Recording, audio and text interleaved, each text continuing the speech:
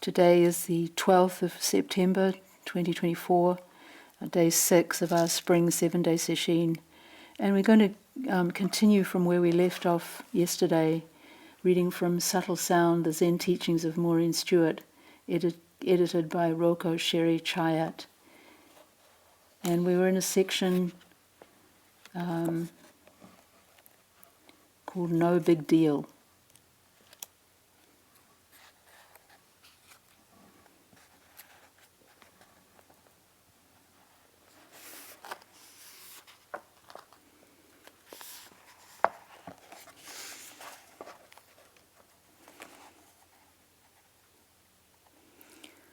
Once there was a monk who spent 3 years at the famous master Hogen's place without going to see him.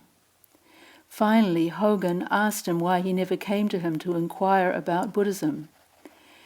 The monk said, "Before this I was with Master Seiho, and I heard the doctrine and attained peace and bliss."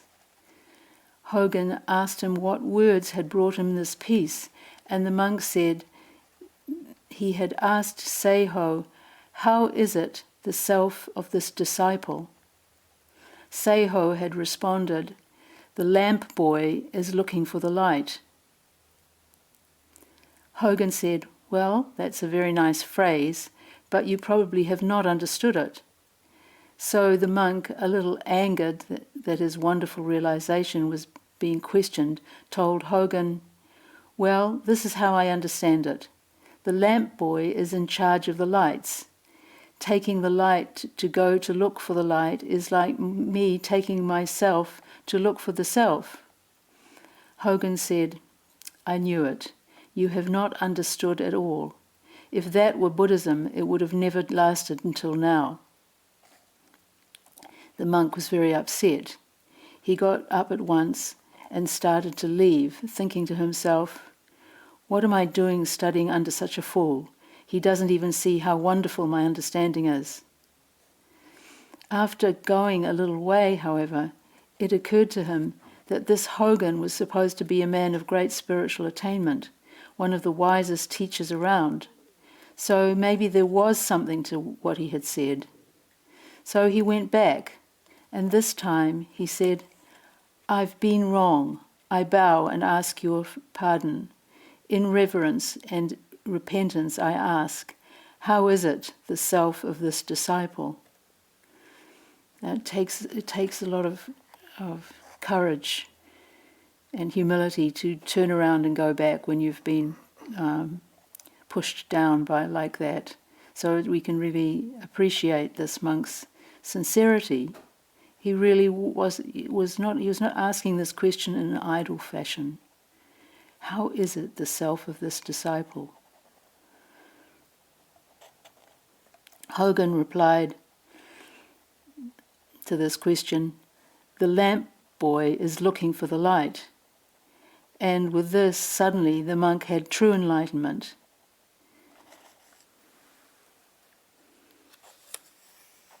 What happened?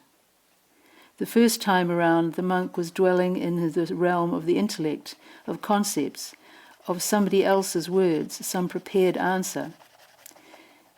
Taking the self to look for the self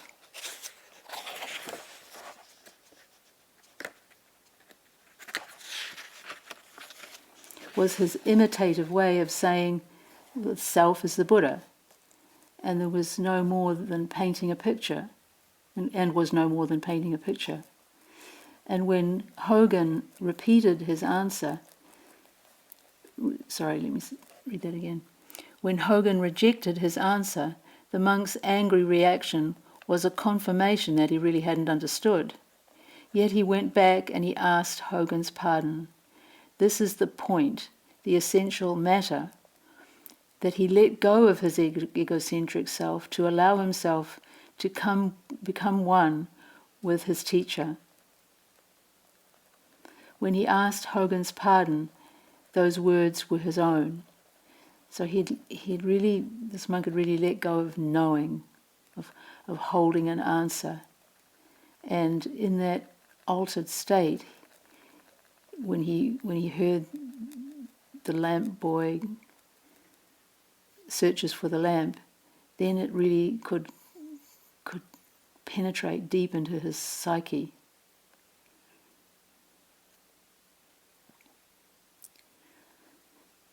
So it is with us. Some of you come and give me very fine phrases, but where do they come from? And are they your own? Are they from your own experience? If they are, they come forth in a very different way from phrases taken from a book or from someone else's words. What is your living experience of this? How do you express it? Yesterday I asked somebody to sing a song, quick, right on the spot, and the person did. No self-consciousness, no. Oh, I'm nervous, I can't perform. I'm not good enough, I don't know it yet. As it happened to be a Bach aria. It was fresh, a clear expression of this mu practice. It was spontaneous and beautiful.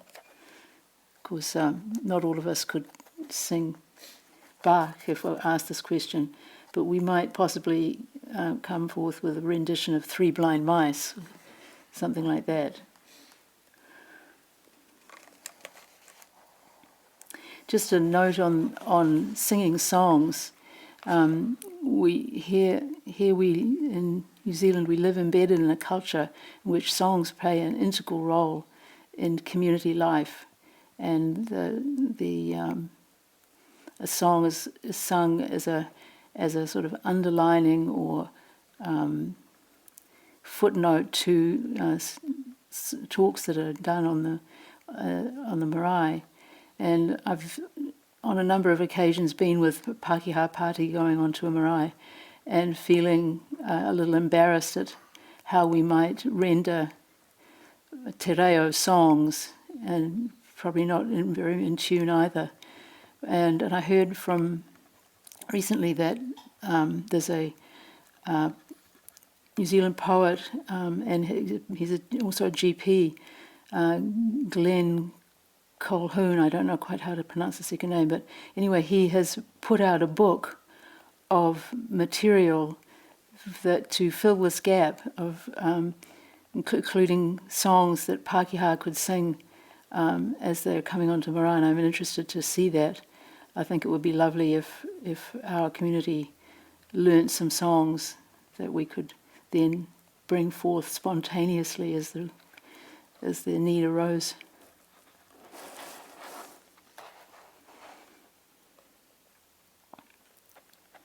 She continues.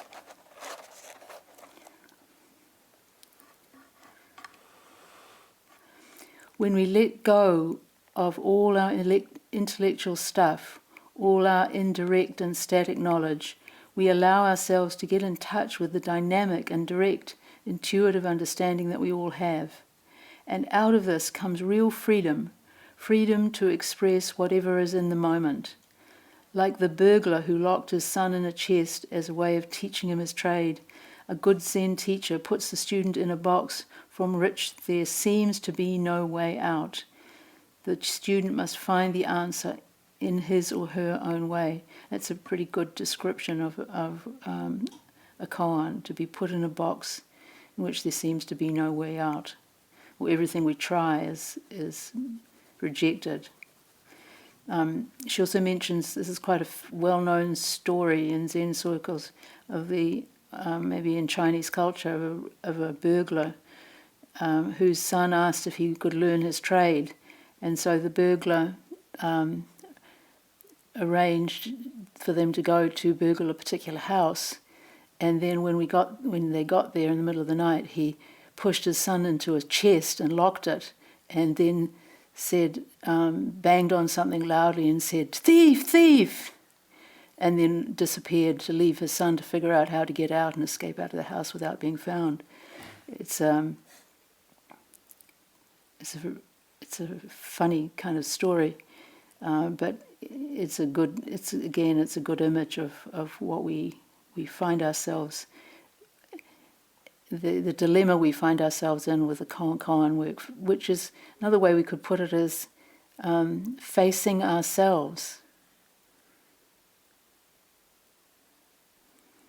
or even facing life. with its dangers and perils.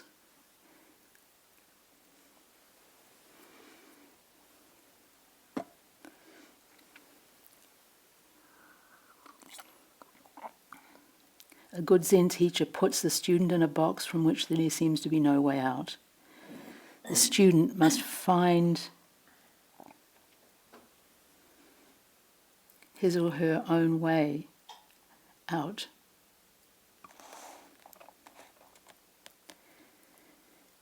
The more we practice, the more we come to know our own minds, and we come to realize the absolute hopelessness of mind restrained by the ego. All our accumulated knowledge is inadequate. Our teacher tells us over and over again, be simple, be plain, be ordinary, be open and have no fixed ideas. And still we hang on to the idea that we can achieve something. Just about this admonition by the teacher to be simple and plain. My teacher, Bodhin Roshi, would often say, around about this time in Sesshin, be a moo fool. A moo fool.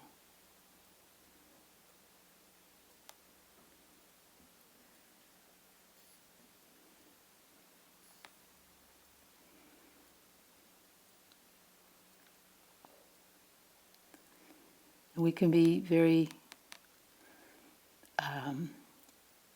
resistant to this, very unwilling to give it up, our knowledge, our cleverness.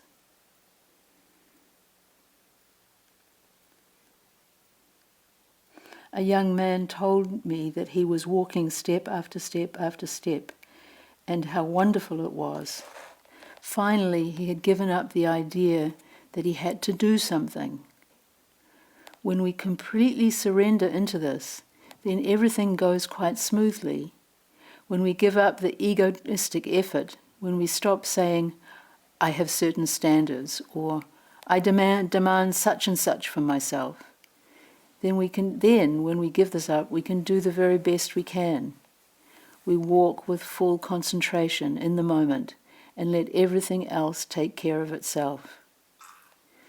And another thing that comes along with this giving up is being okay with making mistakes. And when our tension around making mistakes drops, when we accept that it'll happen, then we make fewer mistakes, paradoxically.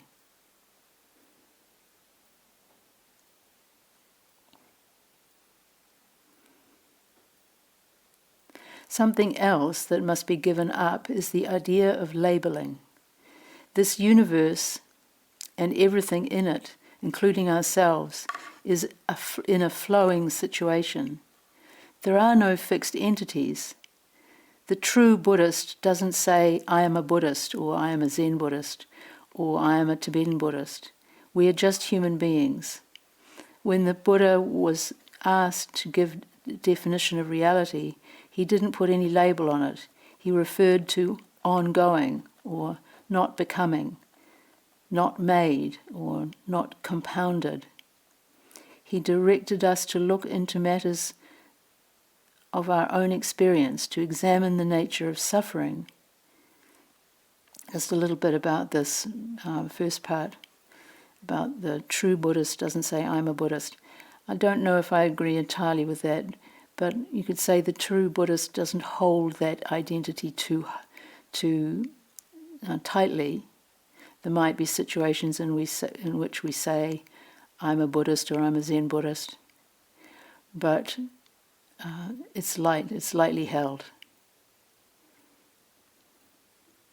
There's a teaching in Mahayana Buddhism of the 3 doors of liberation, and they are emptiness, aimlessness, or sometimes translated as desirelessness, and then the third one is signlessness, which we could equate here with no labels. the idea of letting go of labels.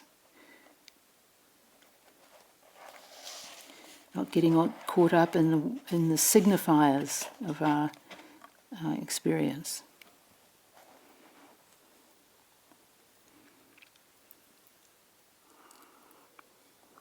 So rather than talking about identity, the Buddha talked about suffering, self and suffering. He directed us to look into matters of our own experience, to examine the nature of suffering.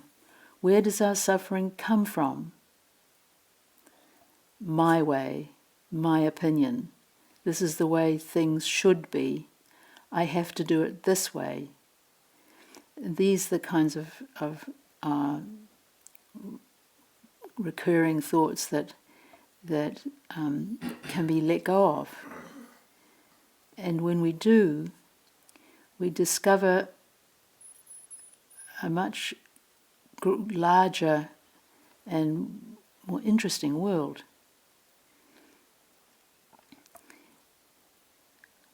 Warren Stewart quotes Obaku, Hyakujo.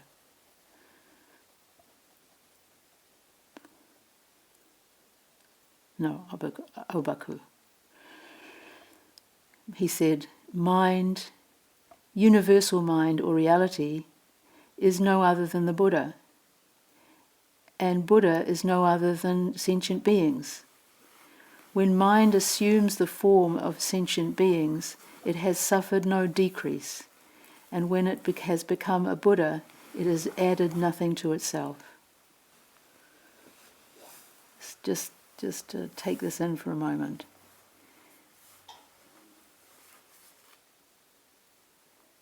If we realize Buddhahood, we haven't needed to add anything to ourselves to get there.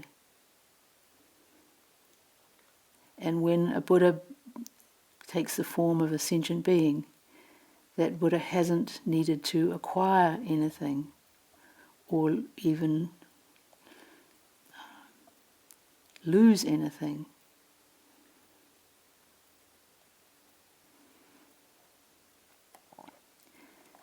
She continues, so clear away these deep-seated notions that a real, substantial and abiding ego exists. Thank goodness it does not. It did not and it will not. What a relief. As we go along in this practice, we begin to see things differently. But don't expect anything. Don't think my life will change dramatically. To say my life is to go back to that egoistic process. Just do what needs to be done and let the results take care of themselves. Be patient. Everything will change. We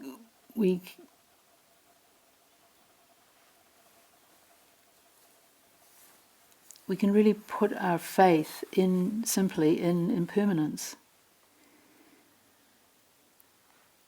When things are going well, you can tell yourself it won't last just as much as you can say that when things are going badly.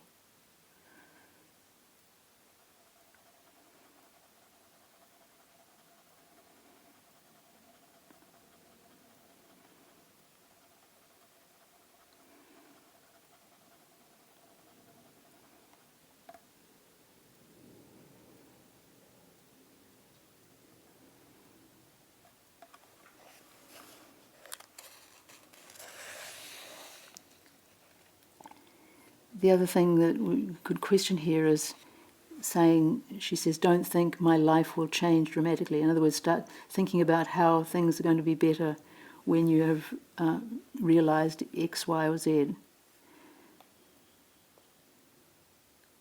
For some people, there is obvious dramatic shifts that happen, dramatic change, but there's also can be a quieter and less obvious just maturing.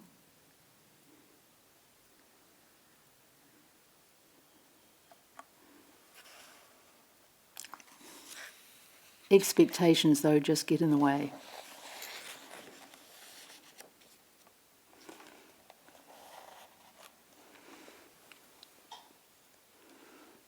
Next chapter we're going to look at is called Daily Life Practice is the Way. And it's a timely one for us, as we just have one more day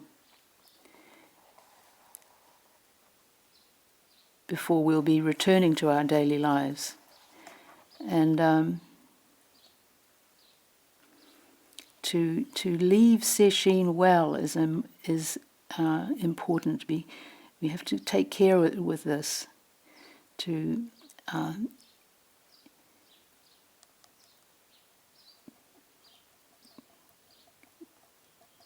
not squander the energy that we have created through our practice, to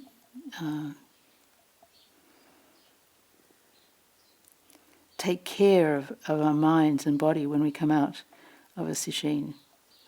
We'll say more about this later.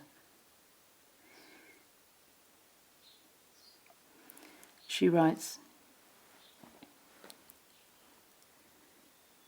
"Often when a student comes to see me, I ask, 'How is your everyday life koan going?'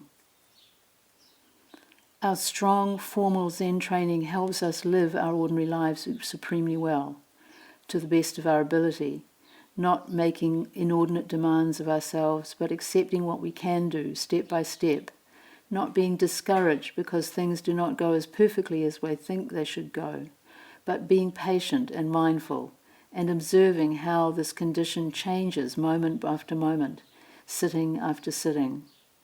1 minute we may be very sad, depressed about something that we feel we have not done very well, for instance. In the next moment we realize that after all we must drop it and move on. That moment represents something else, and then something else again.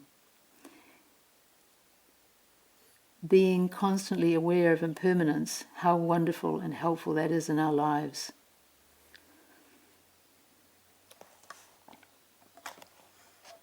And she tells another little story from the koan collections. There's a monk called Rojosa.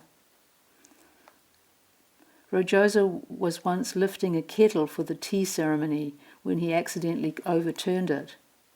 "What is under the kettle?" asked the government official for whom Ro was making tea. "What makes us have accidents?" This was the underlying question. "What has caused the overturning of the kettle? Do we allow an accident to knock us off base, or do we just keep steadily moving on?" In each koan, some words are very important and some are not so important. In this one, watch out for what is under the kettle. Watch out for what is under your feet. Maintain your firm awareness of body and mind wherever you are. Sozan, the third ancestor, says in his poem on believing in mind, "One in all in one. If only this is realized, no more worry about your not being perfect." On believing in mind is another way of translating Shin Ming, the affirming faith in mind. Our version of these lines goes, "One thing is all things are one. Know this, and all's whole and complete." So it doesn't. Our version emphasizes the completeness rather than the not worrying about it, not being perfect. But if we have this more spacious view of ourself, then having an accident happen will not bother us. We'll just clean up the mess. No more worry about tipping over the pot during the tea ceremony or keeping things in some pristine condition. If only this is realized, this awareness of one and all in one, we are able to regain our balance moment after moment. We are not knocked off base by the little mishaps that come into our life. We are not wallowing in them, not indulging in self-pity. Daily life practice is the way, and that's with a capital W. This is the hardest practice, but if we think of the tea ceremony, it may help. What is under the kettle that's warming the water in your life? What is the firm foundation that you are making now, sitting in this strong zazen posture, following your breath, letting all extraneous stuff fall off? This is what we are doing, making a wonderful, firm base for the kettle. And if the kettle gets spilled, if some accident occurs, we maintain our firm footing, our mushin. This Japanese term, mushin, mu not, shin mind. So our no mind. You talk a lot about doing things no-mindedly. That's without our ego mind, our limited mind. In the story about overturning the tea kettle, Rojosa's teacher Myosho says, "Still you wander about the countryside working with a stump." He means, why are you not getting down to essential matters? Why are you not really devoting yourself to the great matter? Ro answers, what about you? And Maureen comments on this, don't ask someone else. Please work on your own original answer in life. Take care of your own life. Drive your own life. Get on with your own affairs. Once when I went to see Soen Roshi, he asked, "How did you get here?" And I replied, "I drove my car." And he asked me, "How are you driving your life?" This question, how did you get here? It seems like a perfectly ordinary one, and yet it contains everything, really.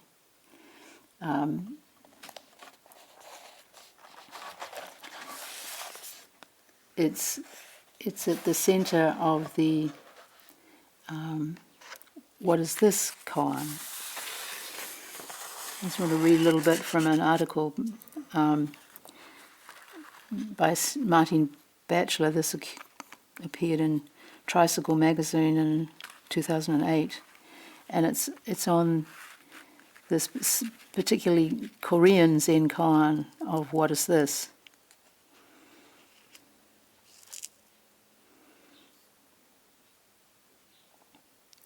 And there, in this article, she gives the story behind the mondo, behind the nabu, the what is this. And it derives from an encounter between the sixth ancestor, Hui Neng, and a young monk called Nanyue Huairang. These are the Chinese names, who went on later to become one of his foremost disciples. Huairang entered the room and bowed to Hui Neng. Hui Neng asked, "Where do you come from?" "I come from Mount Sung," replied Huairang. "What is this and how did it get here?" demanded Hui Neng. What is this and how did it get here? What kind of vehicle are you driving, as Soen puts it? Huairang could not answer and remained speechless. He practiced for many years until he understood, by some accounts 8 years. Then he went to see Hui Neng to tell him about his breakthrough. Hui Neng said, "What is this?" Huairang replied, "To say it is the thing misses the mark, but still it can be cultivated." To say it is a thing misses the mark.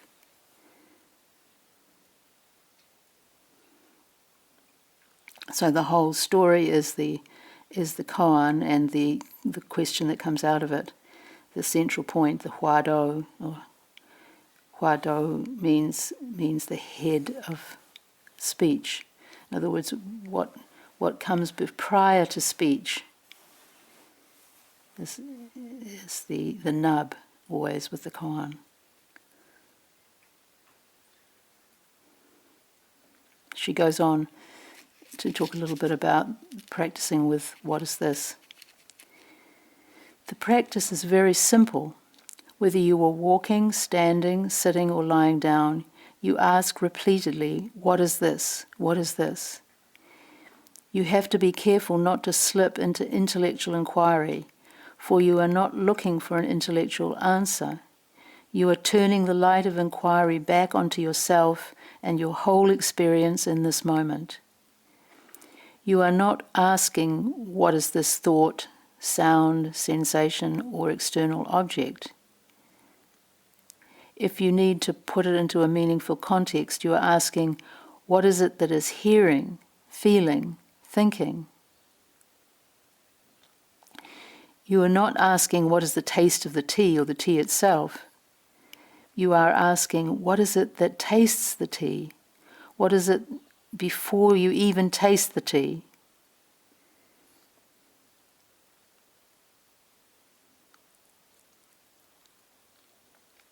My own master, Master Kusan, used to try to help us by pointing out that the answer to the question was not an object, because you could not describe it as long or short, this or that colour. It was not empty space either, because empty space cannot speak. It was not the Buddha, because you have not yet awakened to your Buddha nature. It was not the master of the body, the source of consciousness, or any other designation, because those are mere words and not the actual experience of it. So you are left with questioning. You ask, what is this, because you do not know. You ask, what is this, because you do not know. She goes on. We are not speculating with our mind. We are trying to become one with the question. The most important part of the question is not the meaning of the words themselves, but the question mark. We are asking unconditionally, what is this? Without looking for an answer, without expecting an answer. We are questioning for questioning's sake, for its own sake. This is a practice of questioning, not of answering. We are trying to develop a sensation of openness, of wonderment. I think that's probably about the best word there is for this, sometimes called great doubt, but great wonderment. This captures it. I think of this unconditional questioning, which she talks about, questioning without desiring an answer.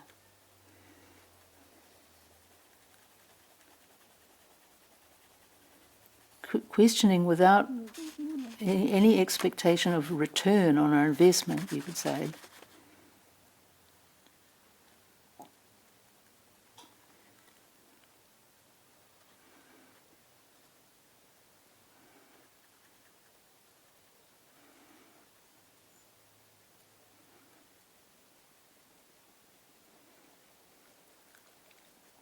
As we throw out the question, what is this?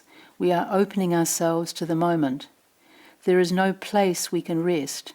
We are letting go of our need for knowledge and security, and our body and mind themselves become a question. And of course, this doesn't just apply to what is this, it applies to whatever koan we're working on. You are giving yourself over entirely to the question. It's like diving into a pool. The whole body is engaged in the act, and the whole body and mind are refreshed.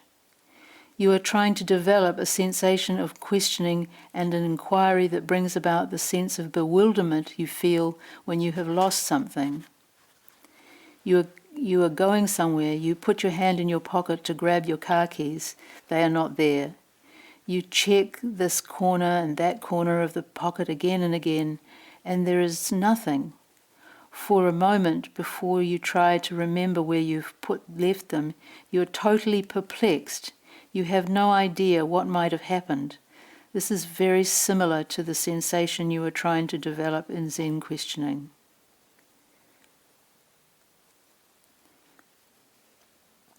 Roshi Kapleau gives a similar analogy, but it would be even more intense. He suggests, imagine if you had a child, you went out, and when you came home you found that your child had killed the family pet. And just imagine the sense of perplexity and dismay that you would feel over this, and how much you would want to know why.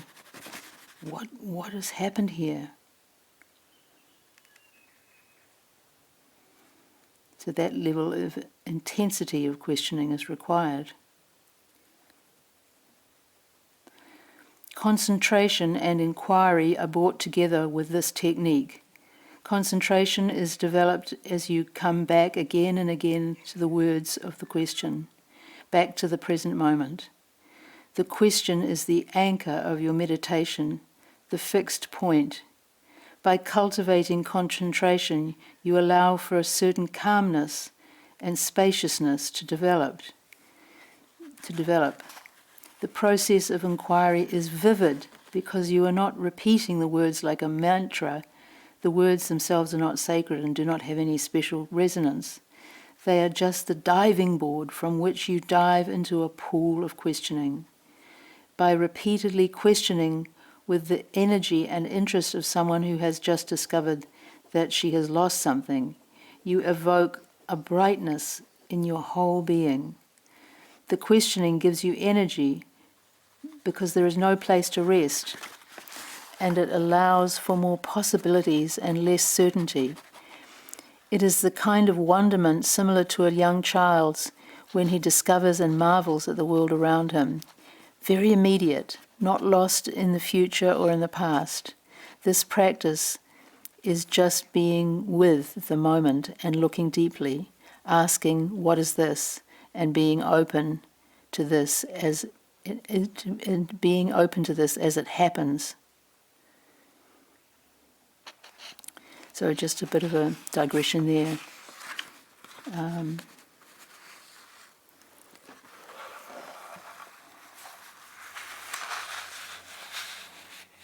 Coming out of Soen Roshi's seemingly innocent question, how did you get here? And implicit in this, Maureen points out, is how are you driving your life? You may wonder, what is this matter of pain, desire, all of that? We're back to our main text. In the Heart Sutra, we read that the Prajnaparamita Dharani completely clears all suffering. Dharani is the gate parasamgate bodhisvaha. In our version, we say, whose words allay all pain, which is maybe a little different. But to have no pain and no desires is not to become dead.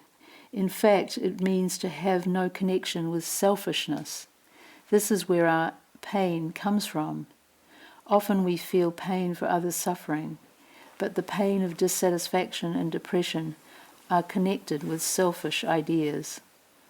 Of course, sometimes we have to be selfish to some extent, as in protecting our own space, our health, our time.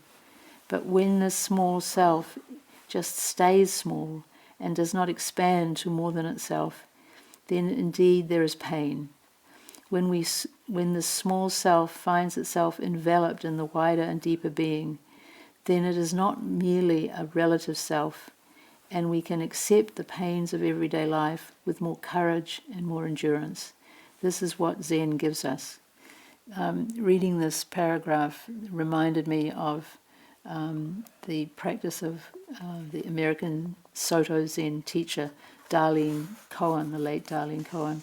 She had severe chronic pain, and she describes the mindfulness practice she developed in order to cope with her pain, in which she would become as aware of as many things as she could in her environment and in herself, to the point where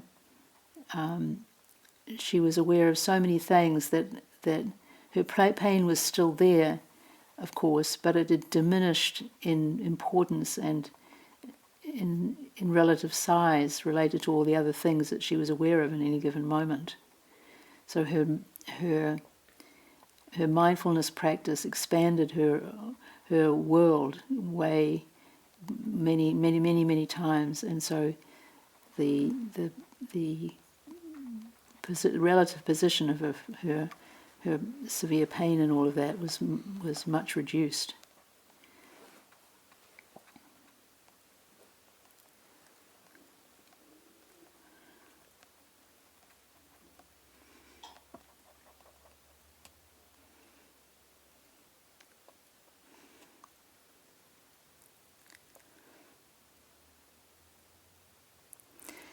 Just skipping around here a bit, talking about using one particular practice again and again. She says if we do this, our expression becomes clearer and clearer through the discipline. And this could be also the practice of a musical instrument, but also with our zazen. Sitting after sitting, everything becomes clearer. When we are in a condition of mushin, even to some small degree, no mind, then nature and spirit, human and superhuman, become one. Then great works of art are created. Looking at a calligraphy by Soen Roshi, I feel how Mu wrote Mu. There has been no egocentric attempt to affect, no interference, but simply a spontaneous and wonderfully vivid expression comes straight out at us. There is no fixing it up, no removing the smudges, no brushing it over. It's just as it is. Soen Roshi, her teacher, was also a very fine poet, and would write out his poetry in calligraphy, and also would use English words in his calligraphy as well. The ego is the natural enemy of all great human activity. When it is out of the way, we are in a heavenly condition. In this state of selflessness, our energy makes the heavens dance, not choosing to do, but being done. In the Tang period, the golden age of Zen in China, there were no koans. There were just living situations. Any time, any place was the place of practice. Everything at hand, every event was an occasion for forceful and free functioning of Zen. So it is in our lives. Any time, any place is our place to practice. It's wonderful to have a zendo to come to, but in fact we carry our zendo within us, everywhere we go. We'll stop there and recite the 4 vows.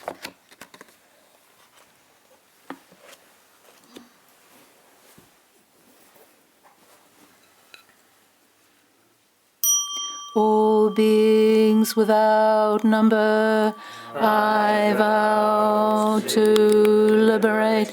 Endless blind passions, I vow to uproot. Dharma gaze beyond.